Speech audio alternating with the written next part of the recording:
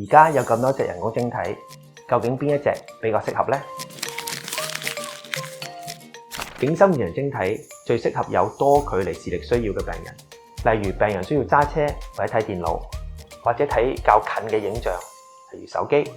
景深遠洋晶體咧，亦都俾病人可以一個更舒適嘅視覺體驗，適應期都較短。但亦都有啲情況，病人未必會首選景深遠洋晶體，例如病人只需要一個指定嘅距離睇得非常之清，例如職業司機或者機師。換句話講，如果病人需要從事一啲極精細近距離嘅工作，例如做雕刻啊、鐘錶等，景深遠洋晶體提供嘅近距離視力咧，亦都有可能唔夠用㗎。但係病人亦都需要留意，每個病人都有唔同嘅需要，冇一種人工晶體話係最好或者最適合所有病人，所以我建議選擇晶體之前咧，先徵詢醫生嘅意見。